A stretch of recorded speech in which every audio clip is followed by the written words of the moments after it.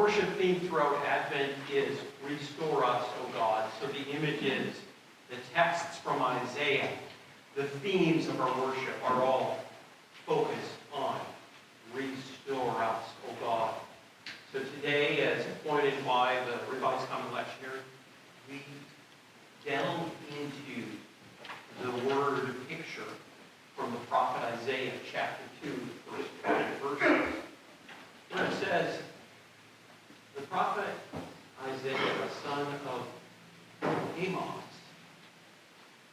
regarding the people of Judah and Jerusalem, saw the word of God. And in this picture, Isaiah imagined in the days coming that the house of the God of Jacob, Jerusalem, even though it's sort of puny geologically, will be established as the highest of mountains, will be lifted up above all of the hills, and the peoples of all of the nations shall begin streaming to it. All of the nations will call out, "Come on, let's go to Jerusalem!" And there, we will learn the ways of this Holy One. We will walk in the ways of peace. Instruction will go out from Zion. The word of the God of Jacob shall be spread across the lands. And they shall come, and Adonai will judge between nations. Adonai will be the arbiter of conflicts between peoples. And they'll take their swords and they'll beat them into plowshares. They'll take their sharp weapons and fashion pruning hooks out of them. And nation shall not lift up sword against nation. Political faction will not lift up harsh falsehoods over the other. One economic class shall not bring economic violence upon another class. And they'll learn war no more. This is what the Spirit is saying to the churches. Thanks be to God. These past days, I've been on the lookout for swords beaten into plowshares. I heard a story this week from our friends from Schaub, North Carolina. They often use our fellowship hall for their trainings of how to respond to the activity of ICE. There was a celebration. Immigrant workers in our neighboring community in Alamance County, Mebane, were working at a hotel, Hampton Inn to be exact. And they were not getting paid what they were working for. And the employer threatened if they made any waves that ICE would be called.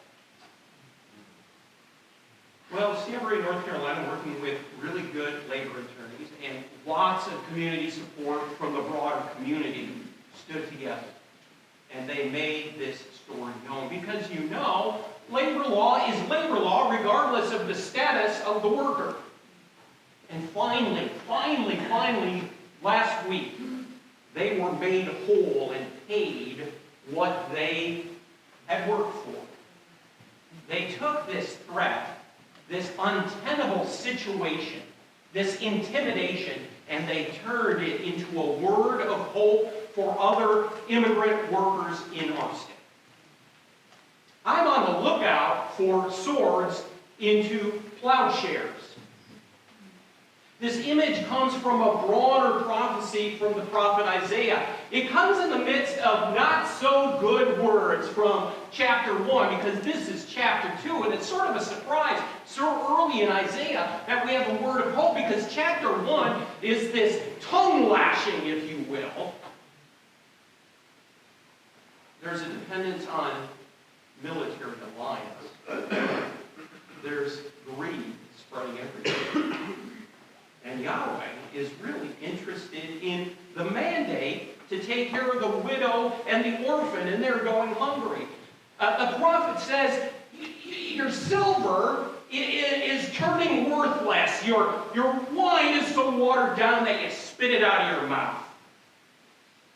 And so we have this new prophecy in chapter 2, this anticipation of what is possible if there is restoration in the social fabric of Judah. And we have this image of people streaming to Zion for reconciliation. Now, it's kind of a confusing prophecy for us. You know, who among us wants one people story, one political entity, one faith perspective to be the arbiter for all the peoples? So the question I have, is it possible to read this passage, this prophecy, in pluralistic, multiracial, multicultural, interreligious ways? Well, I think we have to. I think it's the only way to read this story today. You know, they have the picture that people are streaming on all different kinds of paths. It's never one path. And shalom, as it's articulated throughout the Hebrew Scripture, is one of diversity, of mystery, of surprise. So I read this multi-valent energy of the holy, allowing people to have a new imagination of what it means to live in freedom. Many of you I know read the daily devotional that comes in your email at 4:30 in the morning from Richard Rohr. Well, he had a guest writer this week, Charles Eisenstein. And Kathy Davis actually made sure I had read that. She emailed me. And in it, he writes, you know, a lot of people are saying we've got to learn to live with less these days. And I disagree with that. It's all dependent on what we mean by less. He says, I think we need to get prepared to live with more. More art, more music, more community, more fulfillment in what it is that we do, more joy, more beauty. We may live with less things, but more and deeper experiences of what it means to live as human beings. For what the problem is, at its foundation, Eisenstein suggests, is a lack of sacred vitality, spirituality of whatever tradition that gives us the courage to live and to interact with one another as we fundamentally disagree. To be able to hear the silent pain and the longing in between the words of those with whom we're having conversation.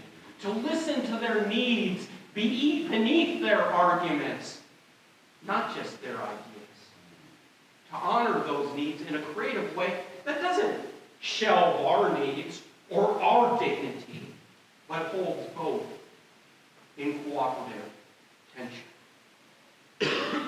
So our invitation on this first Sunday of Advent for the prophet Isaiah is to crawl inside of this word image that the prophet receives of a prophetic call, to listen to the sharp clang of steel to anvil, slamming swords into plowshares in all kinds of arenas of our lives.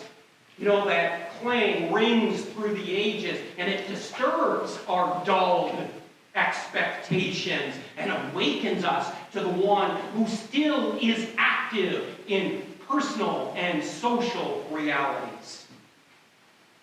We're asked to watch the hands of children and adults, Shiite and Sikh, Hindu and Protestant, grab hold of those hammers and turn the weapons into ways of living more vitally with one another. Because when the prophet says they, it means us. So we feel the heat off the blacksmith's fire. turning the soft candles of Advent into the bonfires of our hope, forging a new imagination. Can you imagine it?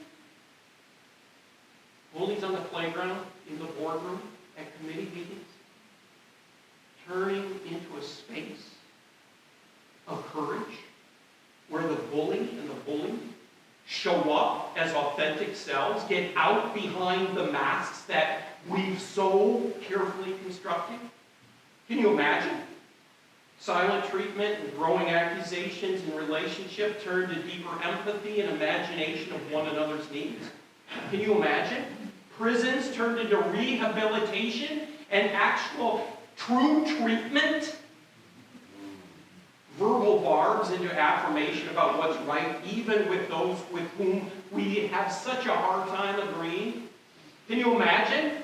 Destruction of habitat of sea and forest and prairie, restored by allowing it return to some of it to return to natural states of harmony and revitalization. Can you imagine? Or, for example, the people of Medio Magdalena, Colombia, who have for 2 decades now took a stand and said, we are creating a community of peace, a dangerous prospect in between the paramilitaries and the revolutionaries. Their rule, number 1 rule, we will seek to understand those who do not understand us. Or the people of the Chicago Long neighborhood featured in our local paper the other day, determined to band together to actually get to know one another, one another's needs and concerns and stories, in the midst of the fact that they didn't trust each other. They had different cultures. They didn't even communicate with the same language, and they were afraid of the gangs in their neighborhood. They banded together first to get to know each other, and then to challenge the illegal home financing and foreclosures so that they could draw new investment, lot by lot, block by block, a new commitment to neighborliness.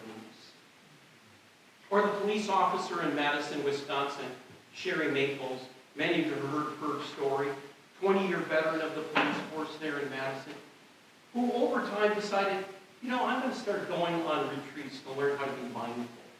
She met that great teacher, Thich Nhat Hanh, who said, policing is about mindful compassion, of being able to listen to the needs of others, while at the same time having a fierce compassion of setting boundaries when there is harm being done.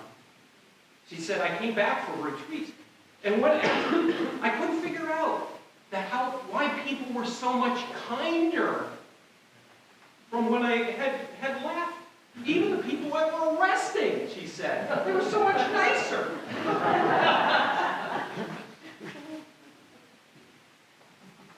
We know that our police forces are being infused with more and more militarization. That there's this training that says everything is a threat and that we are at war. And we get that. And at the same time, there are people within them trying to find this balance between mindful compassion and setting fierce boundaries. I do believe the leadership of our city and county is working hard to find that balance. They need our attention, our prayers, our help, our support. Or the 7 young people from this community who this past summer spent many weeks in training. And now they've created a circle where they get to know one another's stories and one another's needs. And they're drawing their peers into that, working in schools where there is conflict. They call themselves PB&J. They're part of a broader movement here in the Triad called Triad Restorative Justice. It's amazing how this works. Every person in the circle first talks about the experience of this sense of violation and harm. But then, in a unique way, everyone is invited around this circle to talk about the gifts, the goodness, the strengths of those who were largely part of the harm. And out of that, brainstorming ways that they will find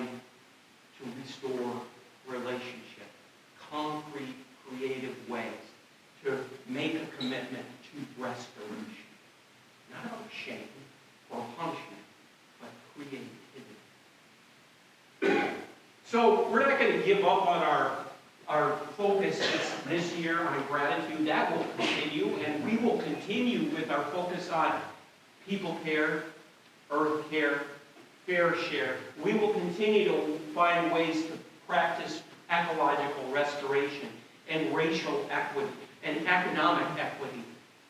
But we will also continue in the year 2020 on people care. Obviously, caring for one another in this congregation, but more than that, continuing to find ways to discover the stories of those who are in our wider community. Often people who don't think like us or look like many of us.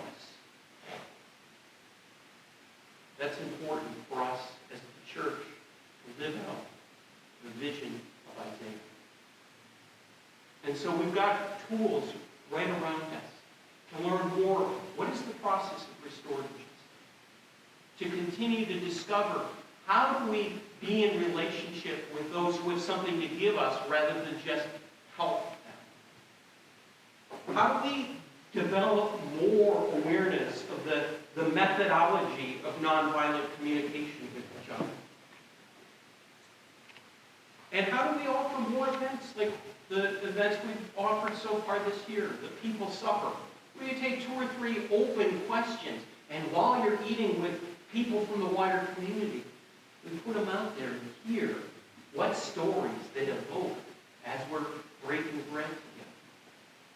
These are the tools we have at hand to be stories of isolation and misrepresentation and social intimidation and segregation and polarization into pruning hooks so that might lead us to glimpse a harvest of a more just peace. Amen.